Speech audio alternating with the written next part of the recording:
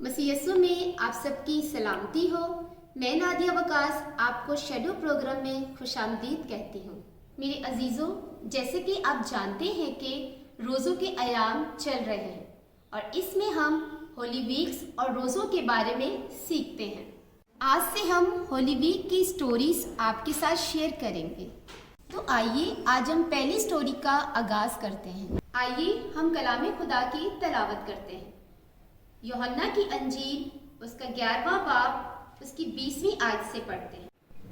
बस मार्था यीशु के आने की खबर सुनकर उससे मिलने को गई, लेकिन मरियम घर में बैठी रही। मार्था ने यीशु से कहा, ए खुदावन, अगर तू यहाँ होता तो मेरा भाई ना मरता।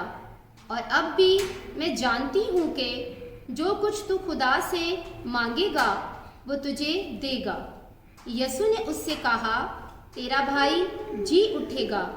मार्था ने उससे कहा, मैं जानती हूँ कि कयामत में आखिरी दिन जी उठेगा।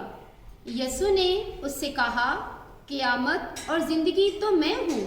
जो मुझ पर ईमान लाता है वो मर भी जाए तो भी जिंदा रहेगा, और जो कोई जिंदा है वो मुझ पर ईमान लाता है और अब तक कभी ना मरेगा।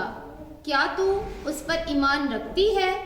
उसने उससे कहा, हाँ ए खुदावन, मैं ईमान ला चुकी हूँ कि खुदा का बेटा मसीह जो दुनिया में आने वाला था तू ही है। आमीन। तो मेरे अजीज़ों, आइए इस स्टोरी को शैडो प्रोग्राम के ज़रिए से सीखते हैं। मेरे अजीज़ों, हम जानते हैं कि खुदावन यीशु मसीह का एक दोस्त था जो कि लाजर था, और लाजर की बहनें मरियम और मार्था खुदावन यीशु मसीह की खिदमत करती थी। और मेरे अजीज़ों, लाजर मर गया, और जब लाजर मरा तो खुदावन यीशु मसीह उनके साथ नहीं था। अब लाजर को मरे हुए 4 दिन हो गए थे। खुदावन यीशु मसीह ने कहा अपने शागिर्दों से कि लाजर मर गया है, तो आओ उनके घर चलते हैं। और यीशु मसीह लाजर की कब्र पर पहुंचे और वो अपने दोस्त के लिए रोते हैं। यीशु मसीह लाजर की कब्र के पास आए तो खुदावन यीशु मसीह ने लाजर की कब्र का पत्थर हटाया और फिर बाद में लाजर से कहा कि कब्र से बाहर आ जा।